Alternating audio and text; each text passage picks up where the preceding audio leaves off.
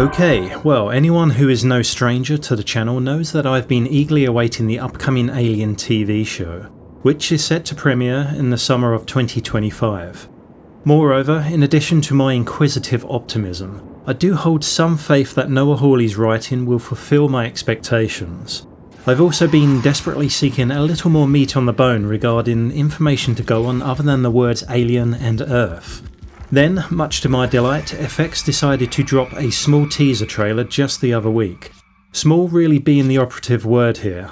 However, although it leaves us Xenomorphophiles with many more questions, it does raise the lid on one particular timeline concern I had with the series overall. And, in doing so, has left me slightly dumbfounded with a decent measure of relief as we advance into this series.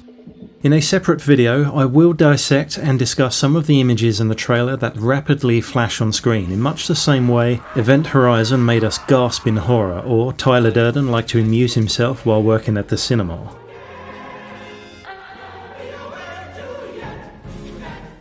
But for now, the critical reveal that has gracefully unravelled some of the show's mysteries is the year in which the story takes place. In 2120, Mother Earth is expecting. Furthermore, it is masterfully announced with the nostalgic use of a familiar old-school trailer narration that was omnipresent throughout the 80s and 90s. The bizarre thing is, there was so much talk in interviews and articles up until now that specifically stated the show would be set in the early 2090s, just a few years before the events of Prometheus and around the time of Ripley's birth.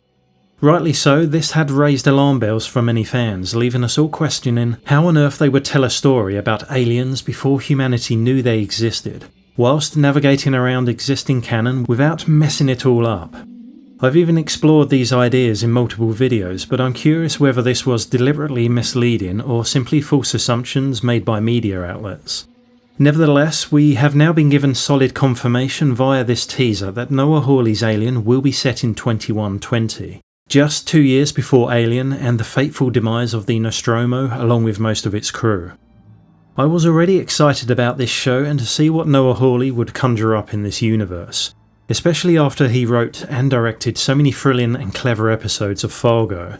But until learning of Alien Earth's true place in the timeline, I never realised how much of an improvement this actually is. Of course, it still has the potential to upset some fans, and I'm not defending something I've yet to see, and know very little about. But placing the story so close to 1979's Alien makes much more sense to me.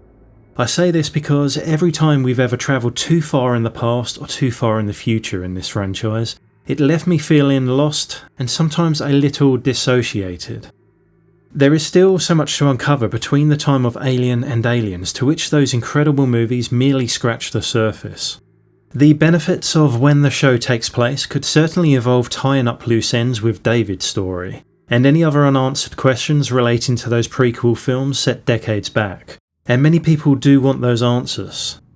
It also has the opportunity to offer up some backstory surrounding the events in Alien, such as the tactical swapping of the Nostromo science officer with the synthetic Ash, and the chance to finally put an end to one of the most contentious questions of them all. Did the company know about the derelict craft on LV-426 before the Nostromo investigated the origin of its broadcasted signal? I also wonder what other company objectives and locations were visited in parallel to the lengthy voyage of the Nostromo travelling to Phoebus, which departed Earth in 2120, by the way, the exact year that the TV show begins. Tantalising, huh? The only piece of dialogue we have so far from the show isn't even in this teaser. It comes from a part of a Disney promotion titled Coming in 2025, which was released a while back. Whoever this person is, they refer to a ship that collected alien specimens from a faraway moon. This ship collected specimens on a faraway moon. So the million-dollar question is, what ship does he speak of and which moon was visited? Usually, TV series span for years, and there is a chance Alien Earth will eventually sail past the events of Alien. Still, we don't know how long this show will run and whether or not each series, or season as my American friends would call it, will continue directly where the last one left off. It may be that if we are lucky enough to receive multiple series for the show, spanning many years in reality, It could all be condensed within the 2 years leading up to Alien. Therefore, it is unlikely that the voice in the trailer describes the Nostromo because this ship did not collect specimens, plural, nor has this event yet to take place. The only other vessels that have come into contact with alien life in the films prior to Alien are the Prometheus and the Covenant. The Prometheus is a sketchy guess because the only living being encountered in that ancient alien facility was an engineer, and the ship's fate shared a similar outcome to the Nostromo. I realised that the Deacon ultimately became the monster of this movie, albeit briefly, but this creature was only brought about through the meddling of the ship's crew upon discovering a pathogen, nor was it retrieved. As for the Covenant, well, last we know it was on course to Origai 6, which shares similar life-sustaining qualities as Earth. David had of course replaced water, and with all the crew members safely stored in cryosleep, his sinister intentions were revealed when we saw him place 2 undeveloped facehugger cuties in storage for the trip. There's also no evidence from any of Hawley's interviews about the show that he's even acknowledged the vast amount of comic book or novel canon. So if not the Prometheus, it's more likely that the Covenant might be given some form of conclusion in the show. Remember that the Renaissance station in Alien Romulus, set 20 years after Alien, did sport some conspicuous looking billboards, wouldn't you say? Or they may introduce a new Weyland-Yutani vessel into the story that has achieved what the others could not: the safe extraction of Xenomorph specimens from a known or unknown moon. The initial premise of Alien Earth described in interviews still remains, at least, and this does tell of a crashed Weyland shuttle on Earth whose cargo consisted of alien specimens. If this is to be the case, then the broader interest now shifts towards what moon they visited.